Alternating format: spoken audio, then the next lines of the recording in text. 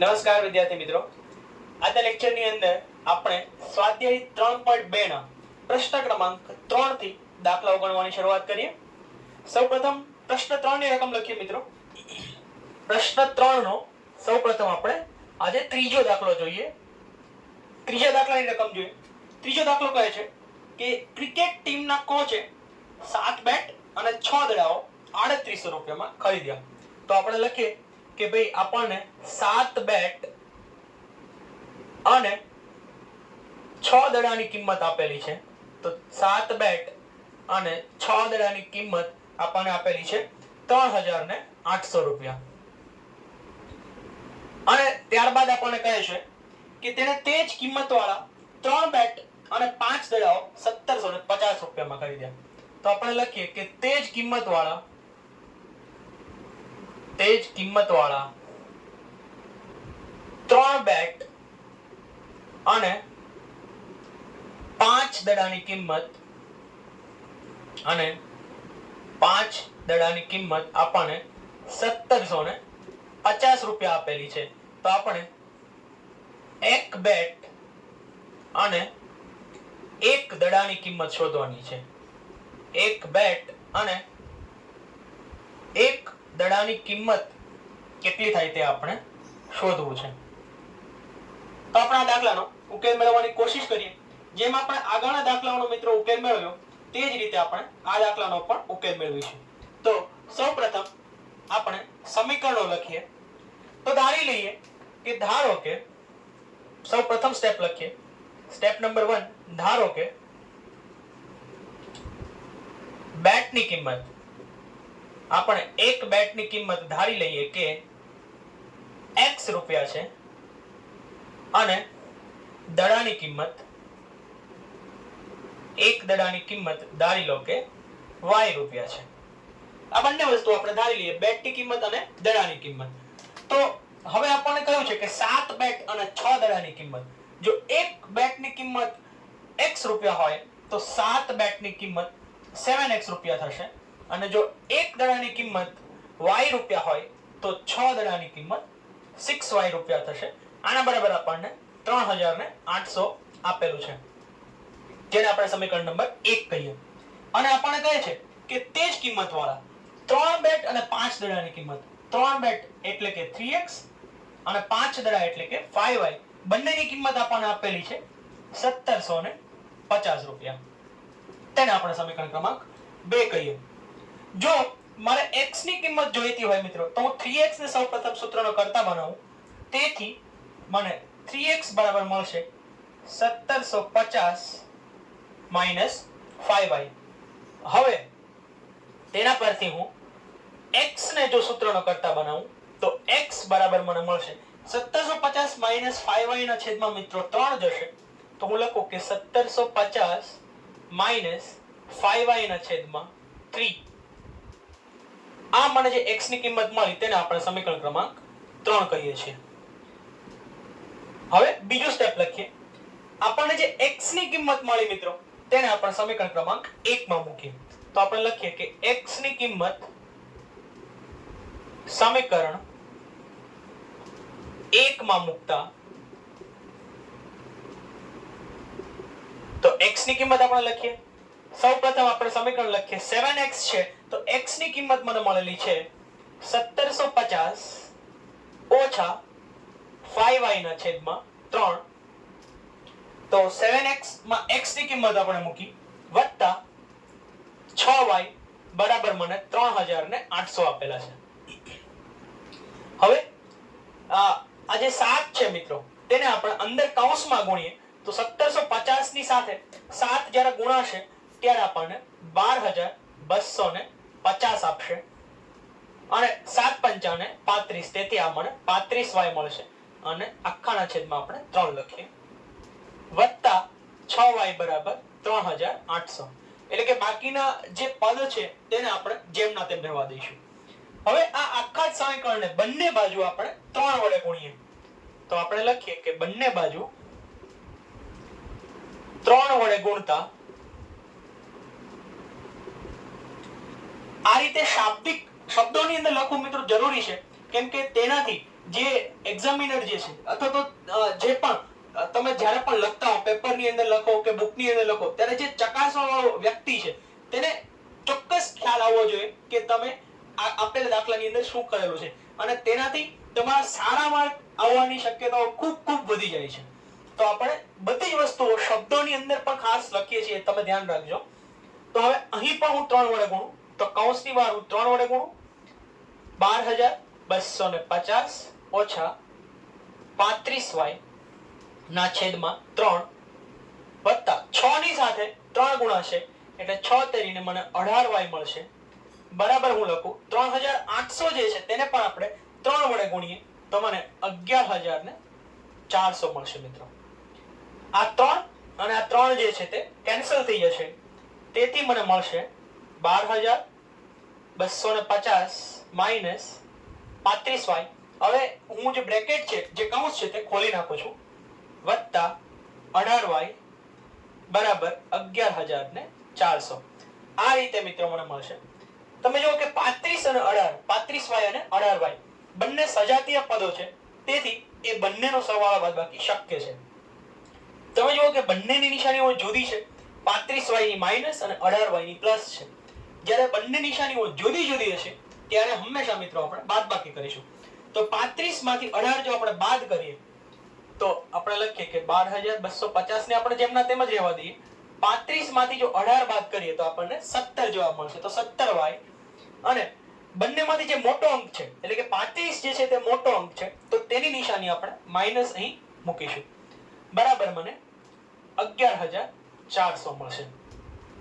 તેથી 11,400 જે છે મિત્રો તેને આપણે બરાબરની સામેની બાજુ લઈ જઈએ એટલે તે પ્લસ માંથી માઈનસ બની જશે, અને 17y ને બરાબરની આ બાજુથી પેલી બાજુ લઈ જઈએ તે માઈનસ હતા તે પ્લસ બની જશે. તેથી હું લખું કે 12,250 ઓછા 11,400 બરાબર 17y. 17y બરાબરની સામેની બાજુ ગયા અને 11,400 બરાબરની આ બાજુ આવ્યા, તેથી 17y બરાબર મને મળશે 850. તેથી y બરાબર આપણે લખીએ 850 ના છેદમાં 17. જ્યારે આ પ્રકારની મિત્રો ગણતરી હોય, જ્યારે કોઈ પણ સંખ્યામાં છેલ્લે જો શૂન્ય આપેલો હોય તો એ શૂન્યને અવગણીને આપણે શરૂઆતમાં ભાગાકાર કરી શકીએ અને પછી છેલ્લે શૂન્ય ઉમેરી શકીએ. કઈ રીતે? તો જો હું આની અંદર શૂન્ય અવગણું તો 17 ના ઘડિયામાં 85, 17 પંચા 85 એટલે કે 5 17 પંચા 85 એ રીતે આવે. 17 અને 85 ના છેદ 5 વડે ઉડાડી શકાય. અને કેમ કે મેં શૂન્યને છેલ્લે અવગણેલું, તે શૂન્યને જે જવાબ હોય તેની પાછળ આપણે લખી શકીએ. તો y બરાબર મને સીધા 50 મળે. 17 પંચા 85 અને આ શૂન્ય લાગી ગયું, તેથી y બરાબર 50. તો આપણને જે દડાની કિંમત છે તે 50 રૂપિયા મળે છે, તેથી હું લખું કે દડાની કિંમત બરાબર 50 રૂપિયા. અને હવે આપણે ત્રીજું સ્ટેપ લખીએ. આ જે દડાની કિંમત y બરાબર 50 રૂપિયા મળે છે તેને આપણે આ સમીકરણની અંદર મૂકીએ, અથવા તો તમે જો એને ધારો તો કોઈ પણ સમીકરણની અંદર મૂકીને તમે સીધો જ એનો જવાબ લાવી શકો. આપણે એને સમીકરણ ક્રમાંક 2 ની અંદર મૂકીને પણ જોઈ શકીએ, 3 ની અંદર મૂકીને પણ જોઈ શકીએ, અથવા તો 1 ની અંદર મૂકીને પણ જોઈ શકીએ. હું સમીકરણ ક્રમાંક 2 ની અંદર આ કિંમત મૂકું છું, તો હું લખું કે સમીકરણ 2 માં y બરાબર 50 લેતા, તો સમીકરણ 2 તમે જુઓ, સમીકરણ 2 આપેલું છે મિત્રો 3x 5y બરાબર 1750. તો હું લખું કે તેથી 3x 5 y ની કિંમત મૂકું 50 બરાબર મને 1750 આપેલું છે. તો હવે તેના પરથી આપણે લખીએ કે 3x 50 પંચા 250 બરાબર 1750. હવે આપણે આને ઉકેલવાની કોશિશ કરીએ. હું અહીં લખું છું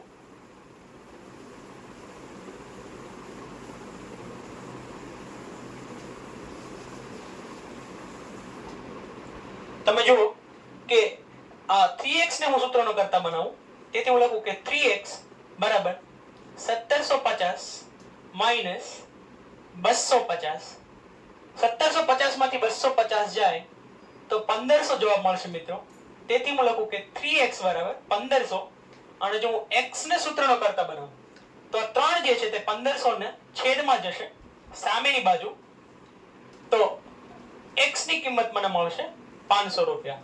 એટલે કે આપણે લખી શકીએ કે બેટની જે કિંમત છે તેથી હું લખું કે બેટની જે કિંમત છે તે મને 500 રૂપિયા મળશે. તો આ રીતે દડાની કિંમત 50 રૂપિયા અને બેટની કિંમત જે છે તે આપણને 500 રૂપિયા, આ રીતે આપણને બંને કિંમતો મળે છે. આ રીતે આપણે પ્રશ્ન 3 જે છે તે સોલ્વ કરી શકીએ.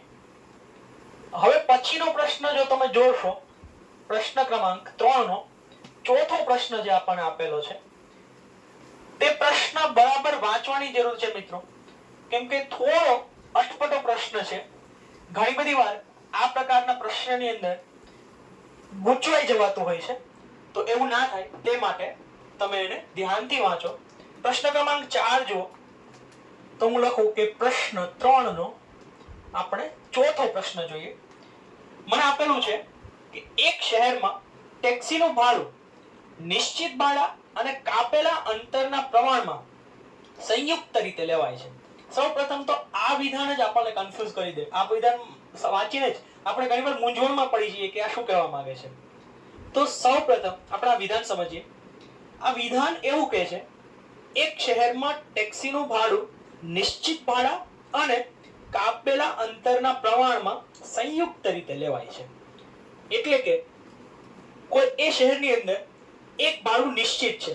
તમે ગમે તેટલા અંતરથી ગમે તેટલા અંતર સુધી જાઓ, એક જગ્યાએથી તમે બીજી જગ્યાએ જાઓ, તો ચાહે તમે ગમે તેટલી નજીક અથવા તો ગમે તેટલી દૂરની જગ્યાએ જાઓ, પરંતુ એક ભાડું નિશ્ચિત છે. એટલે કે ધારી લો કે તમારે સ્ટેશનથી તમારા ઘર સુધી જવું છે, તો તેની માટે 50 રૂપિયા તો તમારે ફિક્સ આપવાના જ છે. એક 50 રૂપિયા ઉપરાંત તમારે અંતરના પ્રમાણમાં પણ ભાડું ચૂકવવાનું છે. એટલે કે ટેક્સીથી કિલોમીટર પ્રમાણે એના અંતર છે. ધારો કે 1 કિલોમીટર કાપવા માટે તમારે 3 રૂપિયા ચૂકવવા પડે છે, તો જે નિશ્ચિત ભાડું 50 રૂપિયા હતું તમારા સ્ટેશનથી ઘર સુધી જવા માટે, તે ભાડું 50 રૂપિયા તો તમારે ચૂકવવાનું છે. તે ઉપરાંત 1 કિલોમીટરના 3 રૂપિયા લેખે જેટલા પણ કિલોમીટર હોય તેટલા કિલોમીટરનું ભાડું પણ તમારે ચૂકવવાનું છે. એટલે આ બંનેના સંયુક્ત પ્રમાણમાં આપણને ભાડું આપેલું છે. નિશ્ચિત ભાડું તો છે જ, એટલે કે એટલું ભાડું તો તમે ગમે ત્યાંથી ગમે ત્યાં સુધી જાઓ એટલું ભાડું તો ચૂકવવાનું જ છે. તે ઉપરાંત આપણે એને અમુક અંતર દીઠ ભાડું પણ આપવાનું છે. તો આ બંનેના સંયુક્ત પ્રમાણમાં આપણને ભાડું આપેલું છે. તો સૌપ્રથમ આપણે લખીએ કે ટેક્સીનું ભાડું આપણા માટે આ મહત્વની બાબત છે. ટેક્સીનું ભાડું નિશ્ચિત ભાડા, ટેક્સીનું ભાડું નિશ્ચિત ભાડા અને કાપેલા અંતરના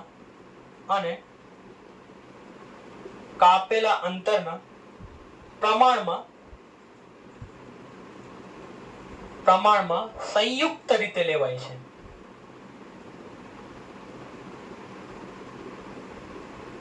આ આપણા માટે મહત્વની બાબત છે. પ્રથમ બાબત લખીએ હવે આપણે 10 કિલોમીટરના અંતર માટે 105 રૂપિયા આપવાના છે.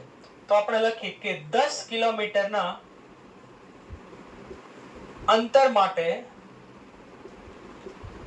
105 રૂપિયા આપવાના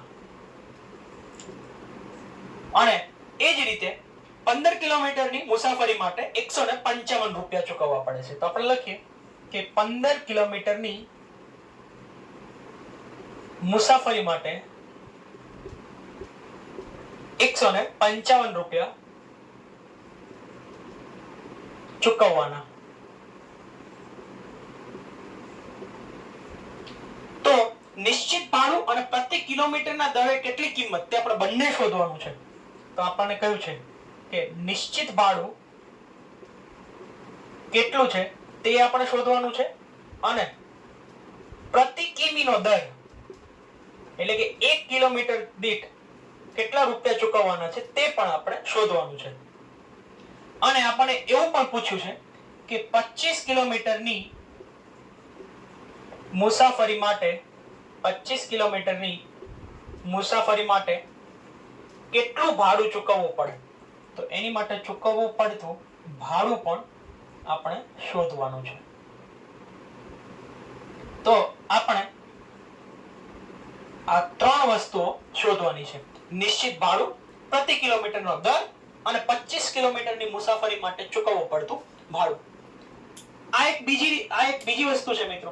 તમને જ્યારે પણ કોઈ પણ દાખલો આપેલો હોય તો જેટલી પણ વિગતો તમને આપી છે તે વિગતો તમે ખાસ નોંધ કરી લો. જો એકવાર તમે વિગતો લખી લેશો તો અડધો દાખલો તો તમે ત્યાં જ ઉકેલી લેશો. તો આ વિગતો જે છે તે આપણા માટે ખૂબ જ અગત્યની છે, તેથી આપણે વિગતો લખી છે. તો આપણે સૌપ્રથમ ધારી લઈએ, તો આપણે સૌપ્રથમ સ્ટેપ લખીએ કે ધારો કે નિશ્ચિત ભાડું x રૂપિયા છે અને પ્રતિ કિમી દીઠ ભાડું y રૂપિયા છે. તો સૌપ્રથમ આપણે જે બંને વસ્તુ શોધવાનું છે તે બંને બરાબર આપણે x અને y ધારી લીધું. તો આપણે લખીએ કે તો 10 કિલોમીટર માટે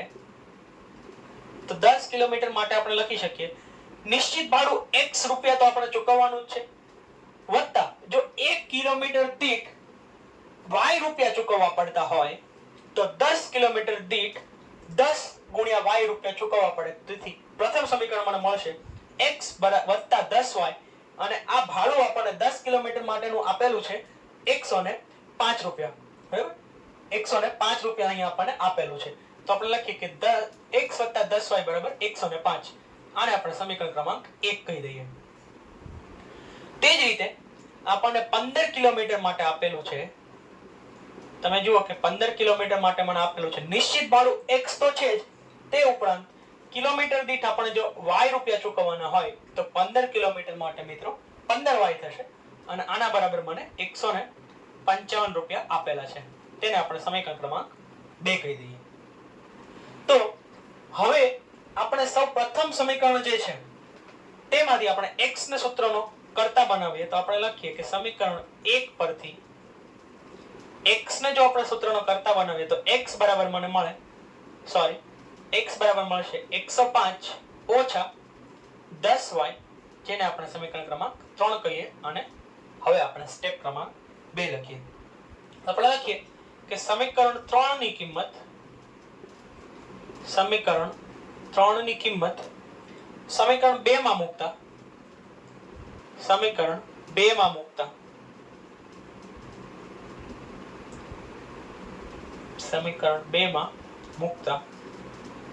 હવે તમે જો સમીકરણ 2 ની અંદર આપણે x ની કિંમત લખીએ તો 105 ઓછા 10y મને આપેલું હતું x બરાબર, તેને આપણે અહીં મૂકીએ, વત્તા 15y મને આપેલા જ છે, વત્તા 15y બરાબર 155. આ રીતે આપણને મિત્રો બીજું સમીકરણ મળશે. હવે હું કૌંસ ખોલું તો 105 ઓછા 10y વત્તા 15y બરાબર 155. આ રીતે મને મળશે. તમે જુઓ કે 10y અને 15y બંને સજાતીય પદો છે, તેથી તેના સરવાળા બાદબાકી શક્ય છે. બંને વિરુદ્ધ પદો છે, બંનેની નિશાનીઓ વિરુદ્ધ છે, તેથી આપણે બાદબાકી કરીશું. 15 માંથી 10 જાય તો 5 વધશે મિત્રો. તો 105 અને આપણે લખીએ અહીંયા 5y. હવે તમે જુઓ કે બંનેમાંથી જે મોટો અંક છે તે 15 છે. 15 ની નિશાની ધન હોવાથી આપણે 105 વત્તા 5y લખીશું, બરાબર મને 155 મળશે. તેથી 5y ને હું સૂત્રનો કરતા બનાવું. 5y બરાબર 105 જે છે ત્યારે મિત્રો સામેની બાજુ લઈ જઈએ તો 155 ઓછા 105 મળશે. તેથી 5y બરાબર મને 50 મળશે. y ને સૂત્રનો કરતા બનાવું 50 ના છેદમાં 5 એટલે 10 મળશે. તેથી y બરાબર 10 રૂપિયા. એટલે કે જે પ્રતિ કિલોમીટર દીઠ ભાડું જે આપણને છે તે 10 રૂપિયા મળે છે. હવે ત્રીજું સ્ટેપ લખીએ આપણે લખીએ કે y ની કિંમત આપણે કોઈ પણ સમીકરણની અંદર મૂકી શકીએ. ધારો કે આપણે સમીકરણ 1 માં મૂકીએ છીએ તો y ની કિંમત સમીકરણ 1 માં મૂકતા y ની કિંમત આપણને જે 10 મળેલી છે તે આપણે લખીએ x + 10. y ની કિંમત લખીએ 10 બરાબર 105. 10 દાન 100 તેથી x + 100 બરાબર 105. x ને જો હું સૂત્રનો કરતા બનાવું મિત્રો તો +100 જે છે તે બરાબરની સામેની બાજુ જશે. 105 માંથી માઈનસ થશે તેથી x જે છે તે 5 રૂપિયા છે. એટલે કે આપણને જે નિશ્ચિત ભાડું આપેલું છે તે આપણને 5 રૂપિયા મળે છે અને પ્રતિ કિલોમીટર દીઠ આપણને જે ભાડું આપેલું છે તે 10 રૂપિયા મળે છે. એટલે કે 1 કિલોમીટર જો તમારે કાપવું હોય તો તેની માટે તમારે 10 રૂપિયા આપવાના છે. તે ઉપરાંત આપણે પ્રતિ કિલોમીટર દીઠ તે ઉપરાંત નિશ્ચિત ભાડું જે છે તે 5 રૂપિયા તો આપણે હંમેશા આપવાનું જ છે. તો આ બંને વસ્તુ x અને y આપણને મળે છે. તો હવે આપણે લખીએ તેના પરથી આપણે લખીએ આટલું આપણે જવા દઈએ. હવે મને આપેલું છે આ બંને વસ્તુ આપણે શોધી લીધી. હવે આપણે શોધવાનું છે કે 25 કિલોમીટરની મુસાફરી જો કરવી હોય તો કેટલું ભાડું આપવું પડે. તો આપણે ચોથું સ્ટેપ લખીએ 25 કિલોમીટરની મુસાફરી માટે તો નિશ્ચિત ભાડું x તો આપવાનું જ છે વત્તા 1 કિલોમીટર દીઠ જો y રૂપિયા હોય તો 25 કિલોમીટર દીઠ 25y રૂપિયા થશે. આ કેટલા છે તે આપણે શોધવું છે. x ની કિંમત આપણે મૂકીએ મિત્રો x બરાબર 5 આપેલું છે. 25 ને જેમના તેમ રહેવા દઈએ. y ની કિંમત મને 10 મળેલી છે. તો 25 × 10 એટલે 250. આને આપણે માની લો કે તેથી 250 + 5 બરાબર 255 રૂપિયા આપણને મળશે. એટલે કે જો 25 કિલોમીટરની મુસાફરી કરવી હોય મિત્રો તો આપણે 255 રૂપિયા જે છે તે 255 રૂપિયા જે છે તે કુલ આપવા પડશે. તો આ રીતે આપણને આ દાખલાનો ઉકેલ મળશે. હવે પછીના જે બંને દાખલાઓ છે મિત્રો તે આપણે આના પછીના લેક્ચરની અંદર ગણીશું. Thank you.